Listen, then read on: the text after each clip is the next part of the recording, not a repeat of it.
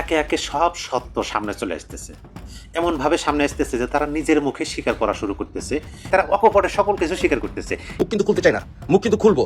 মুখ যদি খুলি তাহলে কিন্তু লজ্জা পাইতে হবে। বাংলাদেশের মানুষকে বোকাচোদা বানায়েন না আপনারা, ওকে? কারণ আপনাদেরকেও কিন্তু একদিন আইনের কাঠগড়া দাঁড় করানো হবে এবং একদিন কিন্তু আইনের শাস্তি পেতে হবে। এক মাঠে কিন্তু শীত যায় না, বোকাচোদা বানায়েন না, মুখ কিন্তু ছুটায়েন না, প্রমাণ কিন্তু দিয়ে দিব। এনসিপির এমন কোনো উপজেলা সমন্বয়ক নাই যে গ্রেপ্তার হবে না, প্রত্যেকেই চাঁদাবাজি জড়িত। এবং আমি প্রমাণ দিয়েছিলাম যে কিভাবে এনসিপির প্রধান আক্তার সে চাঁদাবাজিতে জড়িত। নির্বাচনী প্রক্রিয়ায় নাটকীয়ভাবে আওয়ামী লীগ দৃশ্যপটে ৮০ আসন টার্গেট, যে আওয়ামী লীগ না থাকলে বাংলাদেশের রাজনীতি একটা শূন্যতা বিরাজ করছে বা করবে। আওয়ামী লীগ থাকা উচিত, বিরোধী দলের মতো শক্তিশালী দল হিসেবে সংসদই থাকতে পারে। যুক্তরাষ্ট্র যদি ভেনেজুয়েলার পথে হাঁটে, ভারত কি সেই পথ অনুসরণ করতে পারে? ভারত কি আইনগতভাবে মোহাম্মদ ইউনূসকে আটক করতে পারে? বাংলাদেশের জন্য ঝুঁকি এখানেই। তাই বাংলাদেশকে এখন 3টি বিষয়ে সতর্ক হতে হবে। দর্শক, নতুন একটা নিউজ আপনাকে স্বাগতম। প্রিয় দর্শক, বাংলাদেশের যে বর্তমান রাজনৈতিক প্রেক্ষাপট এবং যে পরিস্থিতির সৃষ্টি হয়েছে তারই আলোকে আপনাদের সামনে কয়েকটা গুরুত্বপূর্ণ খবর নিয়ে হাজির হয়েছি, যার কিছুটা অংশ বিশেষ ইতিমধ্যেই ভিডিওর শুরুতেই দেখেছেন। তো দর্শক, ভিডিওর শুরুটা দেখেই কিন্তু বুঝতে পেরেছেন যে আজকের নিউজটা ঠিক কতটা গুরুত্বপূর্ণ এবং ঠিক কোন বিষয়টাকে ইঙ্গিত করছে। তাই বলবো, যারা ভিডিওটি অন করেছেন না টেনে সম্পূর্ণ নিউজটি মনোযোগ সহকারে দেখতে থাকুন, তাহলে আজকের মূল বিষয়টা বুঝতে পারবেন। তো দর্শক, আর দেরি না করে চলুন দেখে আসবো আজকে সেই কাঙ্ক্ষিত ভিডিওগুলো। তবে তার আগে বলবো, যারা এখনো চ্যানেলটি সাবস্ক্রাইব করেননি অবশ্যই চ্যানেলটি সাবস্ক্রাইব করে পাশে থাকা বেল আইকনটি ক্লিক করে দিন। আর যারা ইতিমধ্যেই চ্যানেলটি সাবস্ক্রাইব করে রেখেছেন তাদেরকে অসংখ্য ধন্যবাদ। তো চলুন দর্শক, ভিডিওটিতে একটি লাইক দিয়ে আমরা ধারাবাহিকভাবে সবগুলো ভিডিওর আলোচনা দেখে আসি। এনসিপির এমন কোনো উপজেলা সমন্বয়ক নাই যে গ্রেপ্তার হবে না, প্রত্যেকেই চাঁদাবাজি জড়িত। এবং আমি প্রমাণ দিয়েছিলাম যে কিভাবে এনসিপির প্রধান আক্তার সে চাঁদাবাজিতে জড়িত। ব্যাপক হুমকি ধামকি প্রেশার সত্ত্বেও এনসিপি নেত্রীকে 2 দিনের রিমান্ড দিয়েছে। ভালো করেছে না খারাপ করেছে সেটা বলবো না। তো এখানে যে হাইপ তোলার চেষ্টা করা হয়েছিল, সেই সাংবাদিক আলাদা একটা স্টেটমেন্ট দিয়েছে। কার স্টেটমেন্ট সঠিক, কার স্টেটমেন্ট ভুল, সেটাও আমি বলবো না। আমার প্রশ্ন হলো, এনসিপির কতজন আসলে এভাবে গ্রেপ্তার হবে, বা এনসিপির কারা কারা গ্রেপ্তার হবে?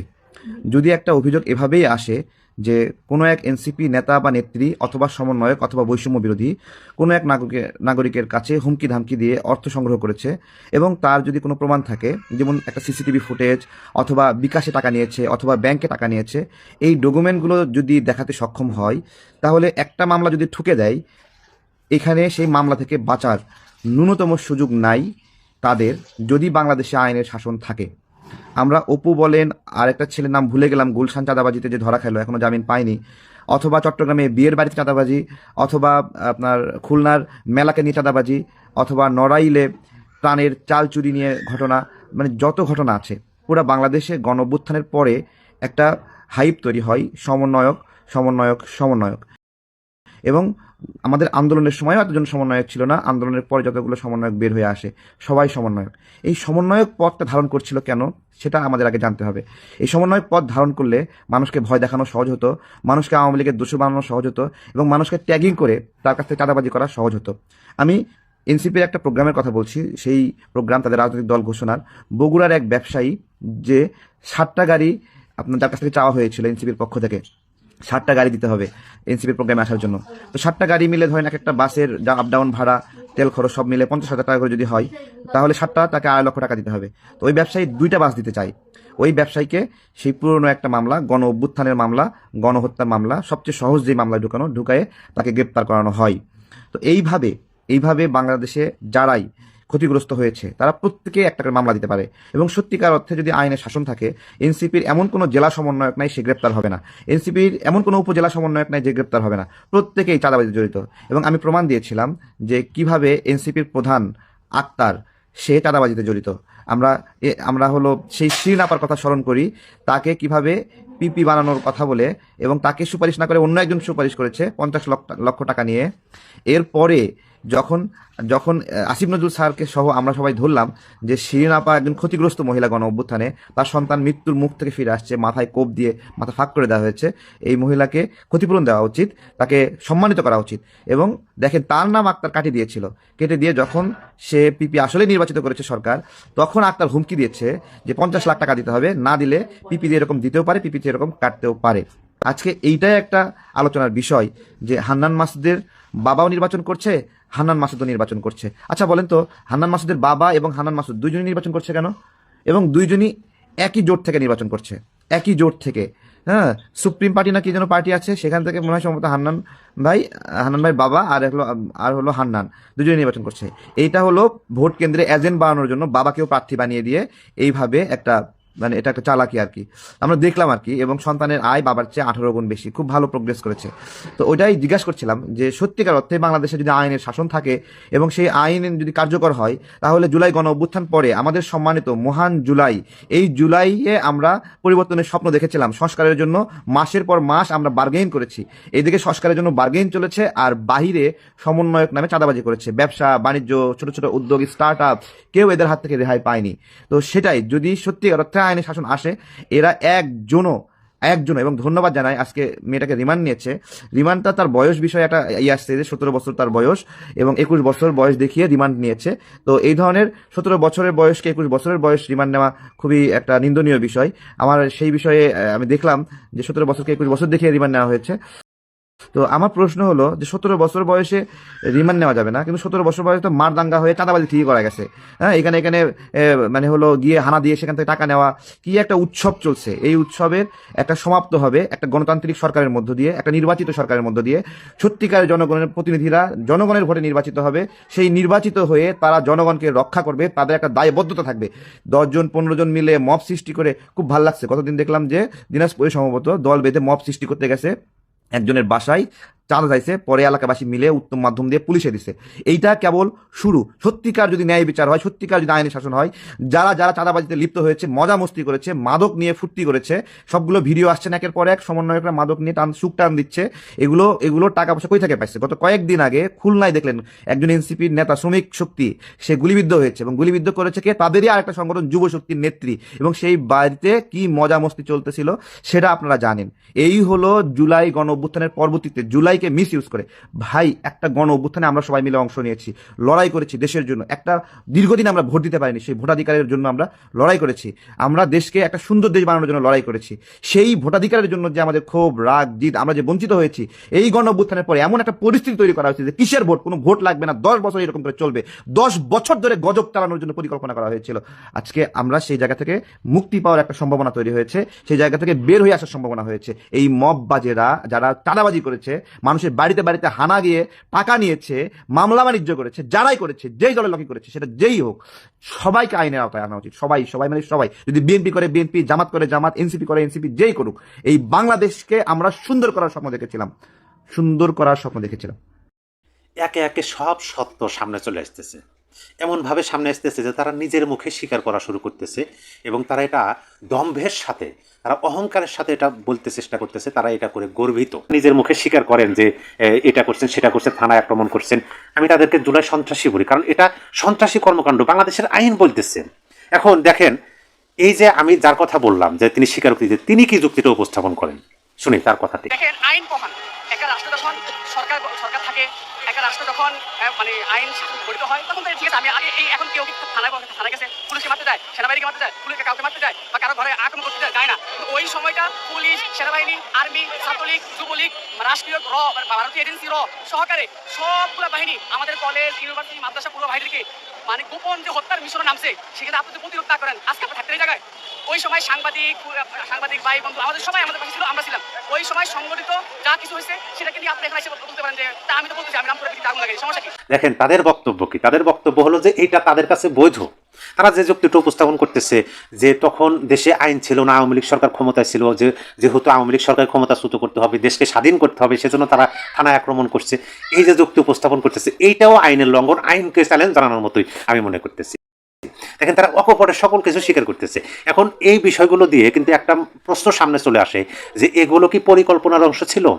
এখন মনে হতে পারে যে এই যে তারা আক্রমণ করছে, জুলাই আগস্ট আন্দোলন, এটা কি মানে হঠাৎ ঘটে যাওয়া কোনো ঘটনা, অপ্রত্যাশিত ঘটনা, নাকি পরিকল্পনা করে তারা মাঠে নামছিল যে তারা এই কাজগুলো করবে? আসলে আমরা জেনে নেই এগুলো পরিকল্পিত কিনা। দেখেন, তারা সুন্দরভাবে, এই যার বক্তব্য আমি আপনাদেরকে শোনাতেছি, তিনি সুন্দরভাবে এটা বলছেন যে এটা পরিকল্পনার অংশ। তারা নাকি পরিকল্পনা করছে, পরিকল্পনা কইরা তারপর রাজপথে নামছে, এমনকি তারা সারা বাংলাদেশের সকল থানায় হামলা, লুটপাট বা অগ্নিসংযোগের মতো পরিকল্পনা তারা করছিল। এ কথা আমার কথা শুনে আপনার বিশ্বাসের দরকার নাই, আপনি তার মুখে শুনুন তিনি এ বিষয়ে কি বলেন, শুনুন তার কথা। আমি নিজে আমার সাথে জুলাই গণ অভ্যুত্থানে যুব দলের, ছাত্র দলের, ছাত্র শিবিরের হাজারো ভাইরা আমরা পরিকল্পনা করছি পুরো ঢাকা শহরের সকল থানা পুরাই দেবো। আমার পরিকল্পনা, সমস্যা কি? এটা আমি যোগ্য, আমি দেশ স্বাধীন করছি। তিনি কিন্তু অকপটে স্বীকার করলেন যে শুধু তিনি নয়, তিনি আরো অনেক সংগঠনের নামও বললেন যে তারা নাকি পরিকল্পনা করছে যে তারা থানায় হামলা করবে। তাহলে কি এটা পরিকল্পিত? যদি এটা হতো যে না দেশের জনগণ ক্ষুব্ধ ছিল, দেশের জনগণ রাগান্বিত ছিল, দেশের জনগণ পুলিশ বাহিনী থেকে মুখ ফিরিয়ে নিয়েছিল, তাহলে হ্যাঁ ঠিক আছে, জনতা এই কাজগুলো করছে, কাকে ধরবেন? কিন্তু না, জনতা এই কাজগুলো করে নাই। জনতাকে তো তারা তো মানে তাদেরকে লোভে ফেলানো হয়েছিল, ভুল বোঝানো হয়েছিল, মিথ্যা আশ্বাস দেওয়া হয়েছিল, যার পরিপ্রেক্ষিতে তারা রাস্তায় নেমেছে। কিন্তু এই কাজগুলো, থানায় হামলা, ভাঙচুর, লুটপাট এবং রাষ্ট্রীয় সম্পদ বিনষ্ট, সকল কিছু পরিকল্পনার অংশ। আজকে সেই জুলাই যোদ্ধারাই বলতেছে, ইউনূস সাহেবের সে নিয়োগকর্তারাই বলতেছে তারা পরিকল্পনা করে মাঠে নামছিল। তারা পরিকল্পনা করছিল যে আওয়ামী লীগকে ক্ষমতাচ্যুত করতে হলে ধ্বংসযজ্ঞ চালাতে হবে। এই পরিকল্পনা করে মাঠে নামছে। এটাকে আপনি কি বলবেন? এটা শাস্তিযোগ্য অপরাধ না? অবশ্যই শাস্তিযোগ্য অপরাধ, এবং অবশ্যই তাদেরকে আইনের আওতায় আনা উচিত। কিন্তু আনা হবে না, অন্তত ইউনূস সরকারের আমলে। কারণ ইউনূস সরকার ইনডেমনিটি, দায় মুক্তি দিচ্ছে। কাদেরকে দায় মুক্তি দিচ্ছে? যারা এই ধরনের কর্ম করছে। যদিও দায় মুক্তিতে বলা হয়েছে যে জুলাই আগস্ট আন্দোলনের সময় রাজপথে থেকে আন্দোলনের পক্ষে যারা কাজ করছে তাদেরকে দায় মুক্তি। কিন্তু এখন আমরা দেখতেছি আন্দোলনের পক্ষে যারা কাজ করছে তারা তো পরিকল্পনা করিয়া, যারা এই ভাঙচুর লুটপাট করছে তারা পরিকল্পনা করছে আগে। এখন এই যে আমি আপনাদেরকে দুইটা বিষয় তুলে ধরলাম, যে আক্রমণ বৈধ কিনা, নিঃসন্দেহ অবৈধ, আইন বিরোধী, আইনকে চ্যালেঞ্জ জানানো কিন্তু তাদের কাছে বৈধ। আবার আমরা এটাও, আমাদের যখন প্রশ্ন আসলো যে এটা পরিকল্পনা কিনা, হ্যাঁ এটাও পরিকল্পনা তারা করছে। এখন যে প্রশ্নটা সামনে আসলো যে তাদের চিন্তাধারা কি, তাদের যুক্তি কি, কোন যুক্তিতে, কোন চিন্তায় তারা এই কাজগুলো পরিকল্পনা মাফিক করলো এবং এটাকে বৈধ ভাবতেছে। আসুন আমরা জেনে নেই যে তাদের চিন্তাধারা কি। দেখেন, আমি যে অংশটুকু এখন এই বক্তব্য শোনাবো সেই অংশটুকুতে আপনি পরিষ্কারভাবে বুঝতে পারবেন তাদের চিন্তাধারা কি, তারা কোন চিন্তা করে, তারা কিভাবে এই বিষয়টা নিচ্ছে, বা তাদেরকে কিভাবে বোঝানো হয়েছে, অথবা আপনি বলতে পারেন যে তাদের মগজটা কিভাবে ধোলাই করা হয়েছে। তার বক্তব্য আগে শুনি, তারপরে আমার আলোচনা আসে। শুনুন তার বক্তব্য। সেই যুগগুলো কোনো অভ্যুত্থানে ছিল। আপনি দেখেন যারা 1971 যারা মুক্তিযুদ্ধে অংশগ্রহণ করছে, তারা আমরা কানাই ইমামের বই পড়ি, আমরা মুক্তিযুদ্ধের চেতনা বই পড়ি, গল্প পড়ি। এই বৃহত্তর একটা মানে ভাষা প্রকাশ, গল্প, উপন্যাস আমরা পড়তেছি না। জুলাই গণ অভ্যুত্থানে যারা মানে নেতৃত্ব দিয়ে আজকে জামাতে ইসলামের ডাক্তার শফিক সাহেবকে ক্ষমতায় আনতেছে, আজকে জনাব তারেক রহমানকে বাংলাদেশের মাটিতে নিয়ে আসছে, আজকে বেগম খালেদা জিয়াকে কারাগার থেকে মুক্ত করে আনছে, বিএনপি জামাতে নেতাদেরকে কারাগার থেকে মুক্ত করে আনছে, আমাদের জুলাই বিপ্লব সহযোদ্ধারা। তো সে বলতে পারেন আমি তো। তিনি এমন একটা বিষয়ের সাথে তুলনা করলেন, যে আমাদের মহান মুক্তিযুদ্ধের সাথে তুলনা করলেন, যে হ্যাঁ তারা তো যোদ্ধা, তারা নিজেদেরকে যোদ্ধা হিসেবে পরিচয় দিচ্ছে এবং এইভাবে কথা বলতেছে যে তারা এই ঘটনাগুলো ঘটানোর কারণে তারা গর্বিত, তারা গর্ববোধ করতেছে। এখন জুলাই আগস্ট আন্দোলনের সে 1.5 বছর আগে তারা কি করছে এটা এখন বলা যাবে না, এই কথাও বলতেছে। এমনকি তারা বলতেছে হ্যাঁ তারা এটা করছে, সমস্যা কি, তারা তো গর্বিত, তারা এই দেশের সূর্য সন্তান। এখন একটা রাজনৈতিক আন্দোলন বা একটা সরকার পরিবর্তনের আন্দোলনে যদি এরকমভাবে গর্বের সাথে এই কাজগুলো তারা করে, তাহলে কি এটা পুনরাবৃত্তি ঘটবে? এটা কি পরবর্তীতে যদি কোনো এই সরকারের বিরুদ্ধে কেউ আন্দোলন নামে বা অন্য সরকারের বিরুদ্ধে, তারা কি এই কাজগুলো করা কি বৈধ হবে? তারা কি গর্ববোধ করবে? এই যে সিস্টেমটা, এবং দেখেন তাদের মাথায় কিভাবে মগজটা ধোলাই করা হয়েছে যে তোমরা যদি এই কাজগুলো করো তোমরা গর্বিত, তোমরা মুক্তিযোদ্ধার, নতুন বাংলাদেশে তোমরাই ধারক ভাব, এই কথাগুলো কিন্তু তাদের বোঝানো হয়েছে এবং সেই মাফিকে তারা করছে। এখন বুক ফুটায় তারা কি বলে, সিনা টান টান করে এই কথাগুলো স্বীকার করতেছে গর্বের সাথে। এমনকি ওই যে মাহদি হাসান হবিগঞ্জে, তাকে যে গ্রেপ্তার করা হয়েছিল এবং ছেড়ে দিচ্ছে, তার পক্ষেও সবাই গেতেছেন যে হ্যাঁ সে এটা করছে, এটা গর্বের বিষয়টা বললে সমস্যাকে। দেখেন তাদের চিন্তাধারাটা কিভাবে কনভার্ট করা হয়েছে, তাদের মাথার মধ্যে ঢুকে দেওয়া হয়েছে যে এই কাজগুলো করতে পারো তোমরা, কিন্তু আইন অনুযায়ী এই কাজগুলো পরিপূর্ণ অবৈধ। আইনকে চ্যালেঞ্জ জানানো, এখন আইনকে চ্যালেঞ্জ জানানোর মতো ঘটনা ঘটিয়ে যারা এই বাংলাদেশে সেটা গর্বের সাথে বলতে পারে, তাহলে আপনি কিভাবে বলতে পারেন যে দেশে এখন আইনের সুশাসন আছে? এটা কিন্তু আমরা বলতে পারি না। আর একটা বিষয় আপনাদেরকে বলে, দেখেন তিনি অকপটে স্বীকারও করতেছেন। তিনি কি করছেন? যুক্তি দিচ্ছেন, তাদের চিন্তাধারা এখানে সকল কিছু এবং পরিকল্পনা মাফিক হয়েছে, সকল কিছু স্বীকার করছেন। এবং তিনি এইটাও স্বীকার করলেন যে তিনিও অগ্নিকাণ্ডের ঘটাইছেন তার নেতৃত্বে। শুনুন তার ছোট্ট কথাটি। আমরা পরিকল্পনা করছি পুরো ঢাকা শহরের সকল থানা পুরাই দেবো, আমি নাম করে আগুন লাগাই, সমস্যা কি? এই হলো ডক্টর ইউনূসের নিয়োগকর্তাদের বক্তব্য। আমি জানি এটা আপনারাও জানেন যে ডক্টর ইউনূসের আমলে এই সমস্ত ব্যক্তিরা তারা গর্ববোধ করবে, প্রকাশ্যে বলবে, তারপরে তাদের কিছু হবে না, আইনের আওতায় তারা আসবে না, তাদেরকে আইনের মুখোমুখি করা সম্ভব হবে না, অন্তত ডক্টর ইউনূসের বদ্দার শাসন আমলে। কিন্তু আমরা এটাও বিশ্বাস করি যে বাংলাদেশ গণতান্ত্রিক রাষ্ট্র, বাংলাদেশের মানুষ চায় যে জুলাই আগস্ট আন্দোলনে যারা নৃশংসতা করছে প্রতিটা ঘটনার তদন্ত হোক এবং প্রতিটা ঘটনার আইনসম্মত বিচার হোক। শুধু এক পক্ষের বিচার হবে আর এক পক্ষের বিচার হবে না, এই ধরনের ব্যবস্থা, শাসন ব্যবস্থা, আইনের প্রয়োগ বাংলাদেশের মানুষ দেখতে চায় না। কিন্তু এখন সেটা হচ্ছে, কিন্তু সময়ের অপেক্ষা। আমরা আশা করি অবশ্যই বাংলাদেশের আইন অনুযায়ী এদেরকে একদিন না একদিন আইনের সম্মুখীন হওয়া লাগবে। নির্বাচনী প্রক্রিয়ায় নাটকীয়ভাবে রিফাইন্ড আওয়ামী লীগ দৃশ্যপটে, 80 আসন টার্গেট। দর্শক, রিফাইন্ড আওয়ামী লীগ, সে ওয়াকারের রিফাইন্ড আওয়ামী লীগ, যেটা হাসনাত আব্দুল্লাহকে বলেছিল, সাজিদকে বলেছিল, এটা নিয়ে অনেক ঘটনা, পুরোনো ঘটনা। যে আওয়ামী লীগ না থাকলে বাংলাদেশের রাজনীতি একটা শূন্যতা বিরাজ করছে বা করবে, আওয়ামী লীগ থাকা উচিত। ঠিক আছে, যারা অপরাধ করেছে তাদের ফাঁসি হবে বা তাদের শাস্তি হবে, বা তারা নির্বাচন করতে পারবে না, রাজনীতি করতে পারবে না। কিন্তু যারা ফৌজদারি মামলার আসামি নয়, তুলনামূলকভাবে একটু ক্লিন ইমেজের, তাদের নেতৃত্বে থাকতে পারে সাবের হোসেন চৌধুরী, এরকম কথাবার্তা চলছিল যে তাদেরকে দিয়ে একটা রিফাইন্ড আওয়ামী লীগ করা হোক, সেটা না মানলে নির্বাচন পার্টিসিপেটরি বা ইনক্লুসিভ হবে না। এটা ছিল মিস্টার ওয়াকারুজ্জামানের থিওরি, এবং এটা ছিল রয়ের থিওরি, ভারতের থিওরি। রয় এবং ভারত থেকে ওয়াকার, সেখান থেকে বিএনপিও এটা মেনেছিল। কিন্তু এনসিপি জামাতের কারণে এই রিফাইন্ড আওয়ামী লীগ সব নাই হয়ে গেছে।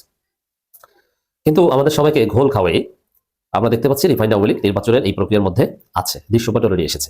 কিন্তু এটা নিয়ে এমন সূক্ষ্মভাবে খেলা চলছে যে মিডিয়াও তেমন কোনো আলাপ আলোচনা নেই, অথচ রিফাইন্ড আওয়ামী লীগ আছে। তাদের টার্গেট 80 আসন, 80 পারবে না। আপনারা হয়তো দেখতে পারেন যে 10, 15, 20, 30 থেকে যেতে পারে, যে আওয়ামী লীগের আসন সংখ্যা এই নির্বাচনে 30, অথচ আওয়ামী লীগ কিন্তু নাই। অদৃশ্যভাবে দেখবেন যে 30 জন। এটা অনেক সত্যি। একসময় বিএনপি 33 আসন নিয়ে বিরোধী দল ছিল, বা জাতীয় পার্টি এই 33, 30 এগুলো নিয়ে বিরোধী দল হয়। তো এইভাবে দর্শক, বিরোধী দলের মতো শক্তিশালী দল হিসেবে সংসদেই থাকতে পারে বা থাকতে চায়। কিভাবে আমি এটা দেখাবো।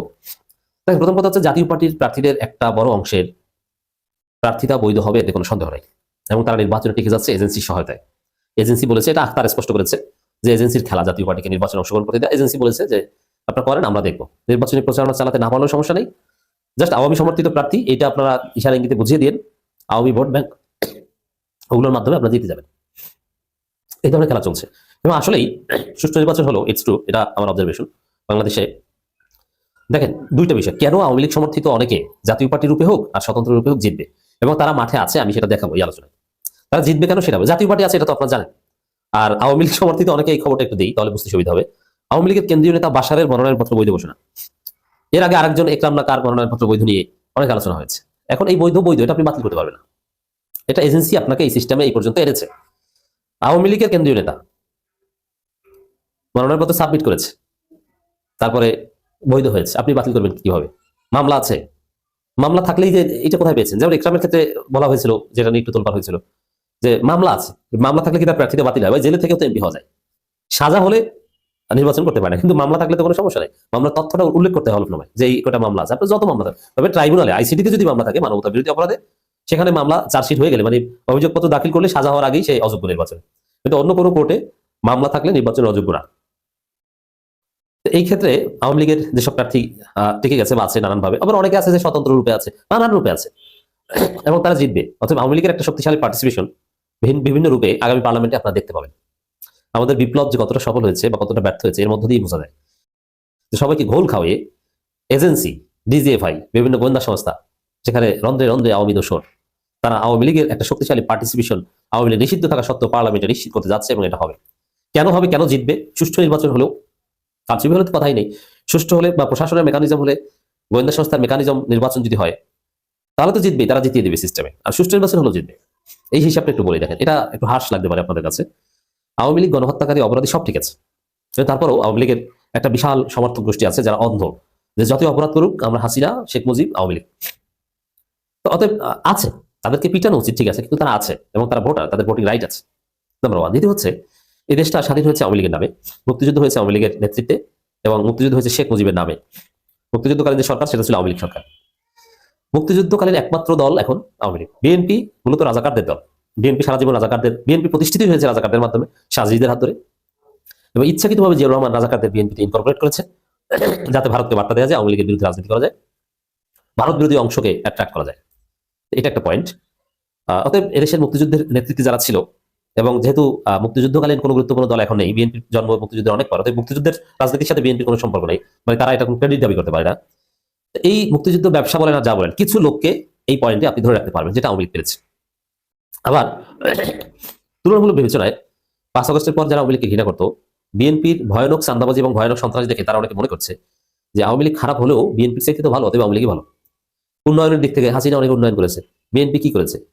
আওয়ামী লীগ চাঁদা নিত 80 টাকা, ওখান থেকে বিএনপির 120 টাকা, আগেই তো ভালো ছিলাম। এ কারণেও আওয়ামী লীগের একটা ভোট ব্যাংক কিন্তু এখন আছে, এটা অস্বীকার করার কোনো সুযোগ নেই। আবার রাজনীতির কিছু শূন্যতা আছে, এটা জামাতের লোকজনের কাছে একটু খারাপ লাগতে পারে। যেমন দেখেন, এখন নির্বাচন হচ্ছে আওয়ামী লীগ ভার্সেস দাঁড়িপাল্লা ভার্সেস ধানের শীষ। এখন এখানে বিএনপি অনেক আসন জিতবে, যেটা কিছুতেই জেতা উচিত না, কারণ মানুষ বিএনপিকে দেখতে পারে না, বিএনপির মধ্যে ক্ষুব্ধ। তারপরও অনিবার্য বাস্তবতায় বিএনপি অনেক জায়গায় জিতে যাবে। কেন জিতে যাবে? বিএনপি এত খারাপ, এত চাঁদাবাজি করেছে, সন্ত্রাস করেছে, তারপরও বিএনপির বিরুদ্ধে শক্তিশালী জামাতের প্রার্থী নেই। জামাতের প্রার্থী যিনি, তিনি যোগ্য না, তার হ্যারম নেই, পাওয়ার পলিটিক্স করতে পারে না, যথাযথ পলিসি মেক করতে পারেনি, তার অভিজ্ঞতা নেই, নির্বাচনী রাজনীতি এগুলো বুঝে না। কিন্তু মানুষ কিন্তু বিএনপির উপর ক্ষুব্ধ এবং জামাতকে চায়, এটাও ঠিক। কিন্তু ব্যালট মানে জনগণের সমর্থনটা ব্যালট বক্স পর্যন্ত নিতে জামাতের অনেক প্রার্থী পারবে না। অতএব যেখানে বিএনপি প্রার্থী জেতার কথা না, সেখানে জামাতের দুর্বলতার কারণে বিএনপি জিতে যাবে। তবে এইখানে যদি আওয়ামী লীগ সমর্থিত কোনো শক্তিশালী স্বতন্ত্র প্রার্থী থাকতো, তাহলে বিএনপিও জিততে পারতো না, জামাতের দুর্বল প্রার্থীও জিততে পারতো না, জিততো আওয়ামী লীগ। এখন মানে এটা কিন্তু একটা মেকানিজম। যেমন গোপালগঞ্জ, ফরিদপুরের একটা অংশ, সেখানে বিএনপি হয়তো জিতবে, জামাত জিততে পারবে না, কিছুতেই জিততে পারবে না, আমি জানি। জামাত জিতবে বগুড়া, রাজশাহী, রংপুর, ওইসব জায়গায় বেশি, ঢাকার আশেপাশেও জিতবে কিছু, কিন্তু গোপালগঞ্জে জামাত কোথাও জিততে পারবে বলে আমার মনে হয় না।